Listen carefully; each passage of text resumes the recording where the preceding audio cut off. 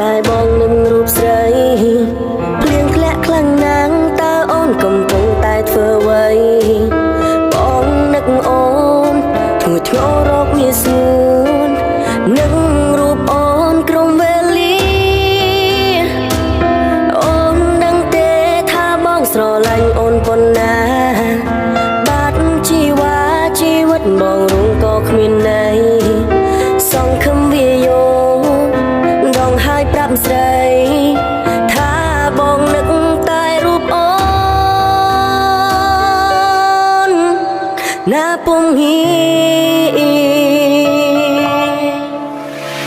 មនុស្សស្រីម្នាក់នេះតែងតែមើលថែបងពេលបងវិបាកចិត្តស្មុគស្មាញម្ដងអូនសើផងអូនយំផងចង់ឲ្យបងញញឹមអូនតែនិយាយថាក៏មកជួយមនុស្សកុំចិត្តទេអស់សង្ឃឹមអូនជានារីដែលធ្វើឲ្យបងស្គាល់ច្បាស់ស្នេហាព្រួយបារម្ភពីបងពីដែលឆ្ងាយពីកាយា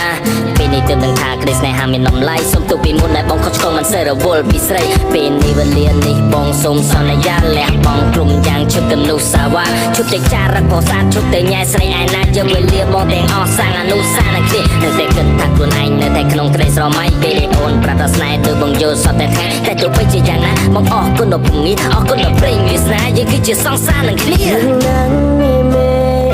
នឹកណាំងមានស្នេហ៍ថាអូនបានលើកបងនេះហើយមិនចូលពីអត្តន័យអនុស្សាវរីយ៍បងនឹងប្រលឹងមកខំរសេនៅបបនឹងបងផងបានទេតើបានទេអតីតកាលបងឃើញអស់កុំទៅខ្វល់ឲ្យពិសេសយើងចាំតែគ្នាសាំងស្នេហាកុំទៅខ្វល់អ្នកដទៃគេនិយាយក្រោបពីបងព្រោះចង់ឲ្យយើងបែកគ្នាបងមិនខ្វល់ពីយើងប៉ុន្តែគេធ្វើអូនវេទនាបងតែរសាអូនស្មាននឹងជីវិតបងជួយបងទៅយកមក like យកមក everything baby បងនិយាយឲ្យណាប្រលឹងស្នេហ៍សង្ឃឹមថាអូននឹងយល់ចិត្តហើយស្រឡាញ់រូបបងមិនចង់បានវ័យក្រៅពីស្នេហាពិតហាក់ថាលេខថាមីសើពលឺស្រឡាញ់រូបអូនអស់មួយជីវិត